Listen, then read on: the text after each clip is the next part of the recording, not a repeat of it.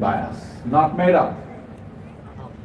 They have something to do with the celestial movement of this planet, the impact that it has on the planet, and in turn, the impact that happens upon our own lives, our bodies and minds, and everything else that we do. So this is from a keen observation of what is happening to the planet. Whatever is happening to the planet, in a much bigger way, is happening to every one of us. Unfortunately, because most people are too busy up here, or they're busy here. Hello, which one are you, Bangalore people? This one or this one? Hello? Both. So in this, there is no observation of what's happening. Significant thing that is happening right now is our relationship, the planet's relationship and our relationship, and the relationship of all life upon this planet with the sun is changing from today. In the sense, the last 6 months, the sun in relationship to the planet has been on a southern run. Now it's shifting to northern run. That was called Dakshinayana, this is called Uttarayana. In many ways across the world, particularly in the northern hemisphere, we are moving from so-called winter, not much winter happened in southern India, into springtime.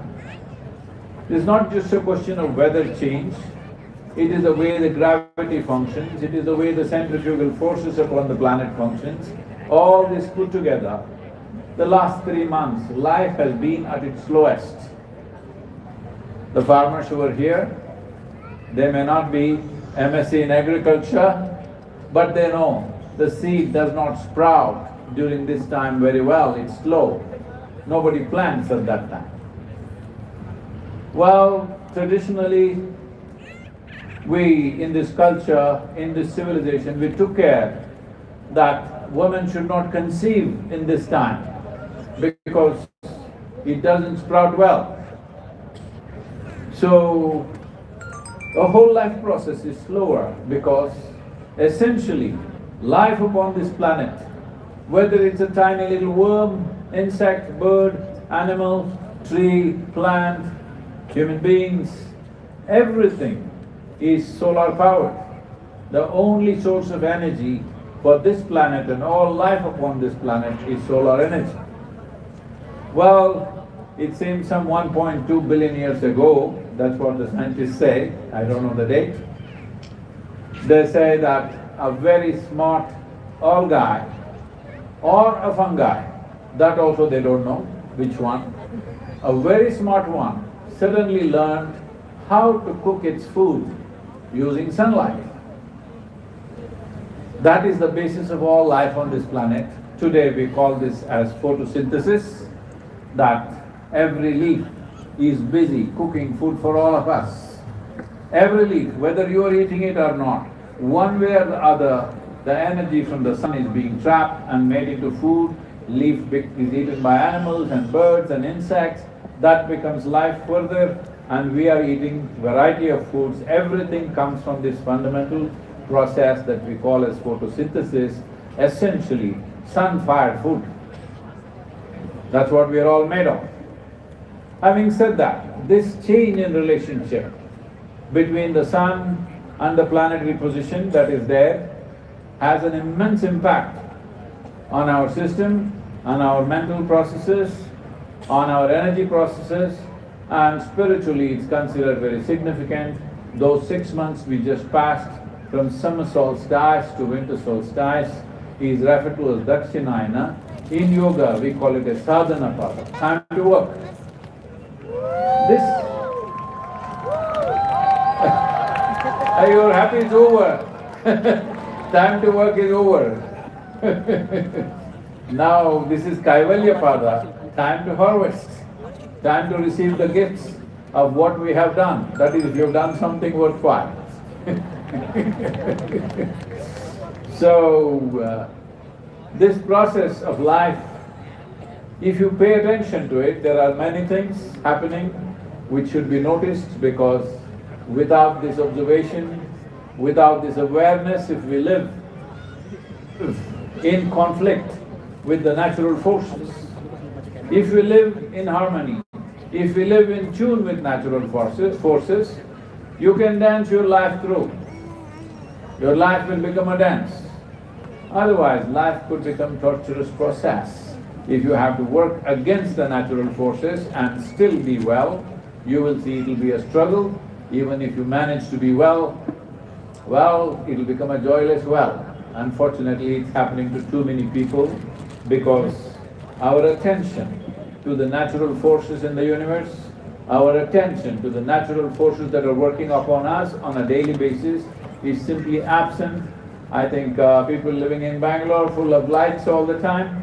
You don't know when is a full moon night, when is a no moon night, when is moon is there or not, whether it's already gone somewhere, you don't know. Hello?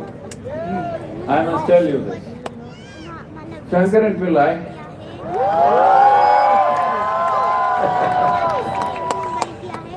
hey, it's not always a joke, okay? Applied for a job in a software company in Bangalore. What else do you guys do? So he also applied for a job. In the job interview, the interviewer asked, which is further, Moon or Mumbai? Sankranti, without batting an eyelid, said, Mumbai. So the interviewer asked, how do you say that? Why is Mumbai further than the moon?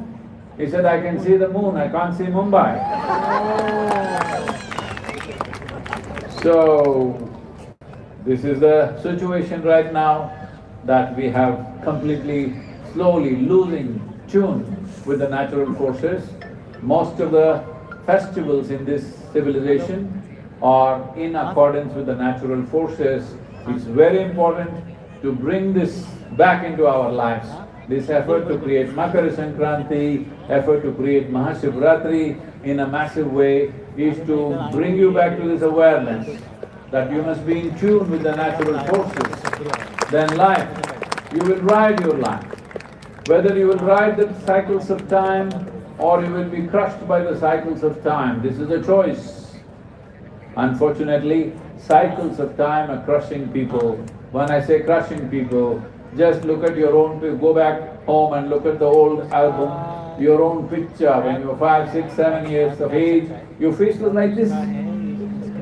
No. What happened? Crushed by the cycles of time. Nothing else has happened to you.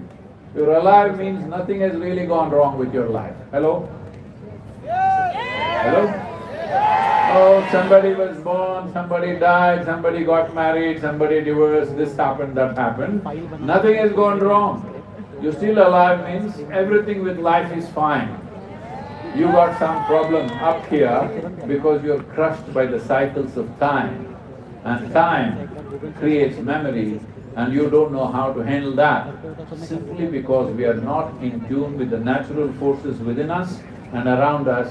So these festivals are a reminder. These festivals are a way of tuning ourselves with the natural forces so that we can what? Ride the cycles of time, not to be crushed. The same wheel that you can ride can also crush you if you're in the wrong place. That's what this is about. Makar Sankranti is a very important festival for the farming communities. As you saw, the animals, this is a beautiful thing in this civilization. We did not leave the animals out. Today, because there is Amazon and whatever, quick service, you want to buy a dress, in 10 minutes they're delivering it. Fortunately today the government said 10 minutes is not mandatory. You can get it in 12 minutes and wear the new dress. Hello? It's okay if it comes 2 minutes late to you or 15 minutes late to you.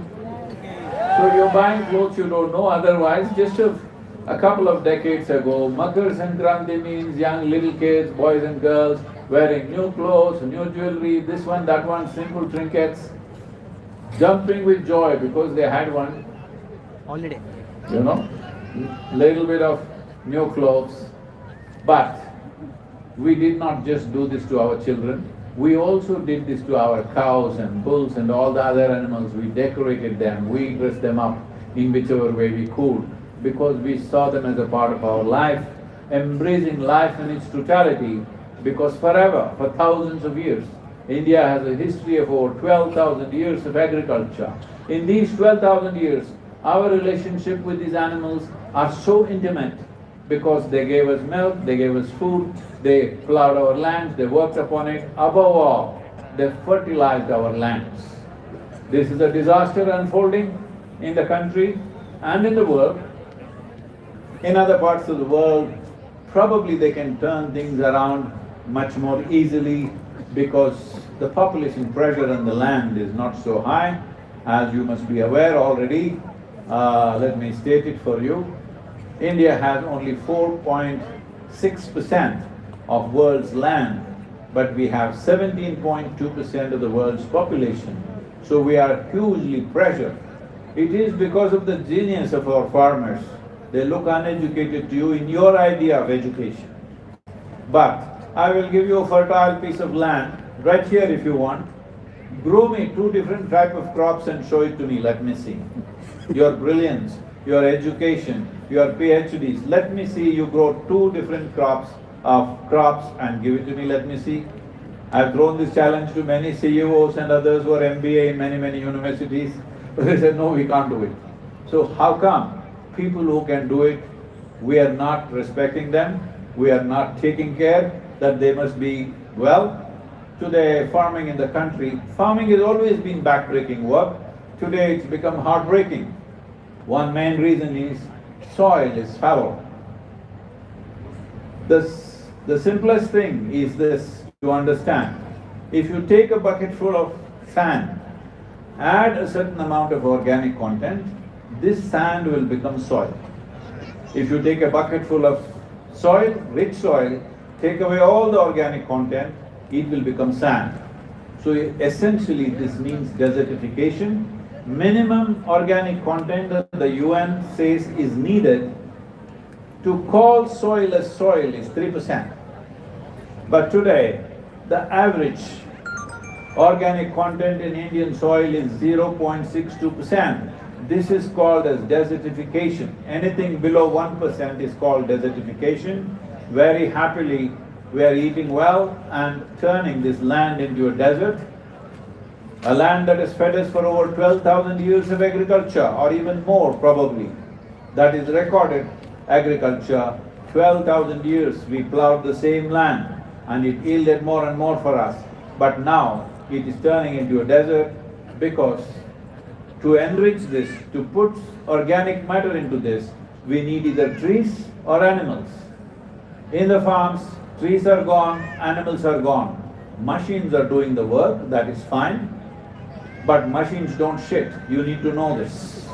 They pollute your air, but they don't fertilize the land. The animals were plowing, working and also fertilizing the land. That's missing. The bovine population in this country in 2006 was 1.3 billion, more than the human population. Today, it's 680 million. We are the largest beef exporter on the planet, if you do not know this. India is the largest beef exporter on the planet. We are just killing the animals and sending them away. We are sending away Indian soil.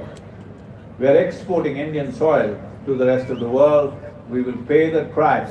It's very important. Those of you who are living well in Bangalore city, I appreciate that. It's extremely important that local farmers must be supported, land must be enriched. Doesn't matter who you are, what you are, I'm sure you had your breakfast and lunch and came here. But you did not grow any of those crops. These are the people who do that. These are the animals which still fertilize that land. If we don't honor and respect them, and above all support them, above all make agriculture into a lucrative process, if this doesn't happen, we are looking at a bleak future, because India, right now we have a plan that by 2047 we must become a developed nation. Developed nation does not mean empty stomach. Hello? Developed nation does not mean just software but no food in the plate. First there must be food in the plate After that you do software, hardware or whatever nonsense you want to do. Most important thing is this, but in a land where we have 4 times the population of the land area that we have in the world, we need to be very alert. We don't have the margin that many other nations have. We have a very narrow margin. So a lot is being done, but it's not quick enough, not big enough. All of you, if you're conscious, every one of you have a phone in your pocket. You need to use that, not just sending silly messages to each other. Hello? You can do the silly stuff, I'll leave it to you. But every day, at least 2 minutes a day, say something about the natural conditions in the country, about the water situation, about the soil situation. Oh, I don't know anything. Read up. Hello?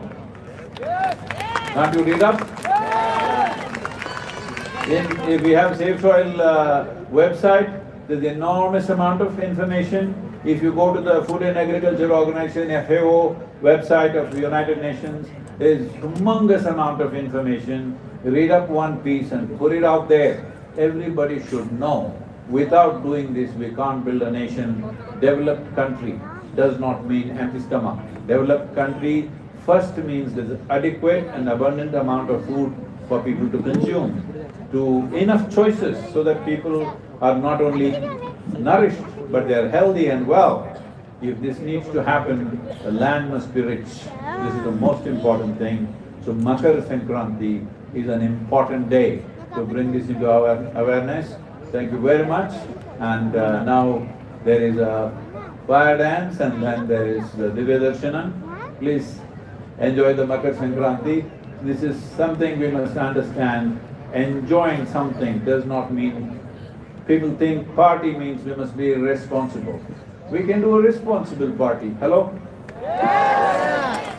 So, do a responsible party and as you go home, research something on your phone and say something about the soil of this country, water in this country, the food situation in this country, farmers' plight in this country. Every day, 2 minutes. Can you do this for me, please? 2 minutes a day, just 2 minutes a day for the future food of the children who are sitting here. Because if we don't do this, next generations are not going to be pretty. The life here is not going to be pretty in another 30 to 40 years' time if we don't do the right things now. Let's make it happen. Thank you very much.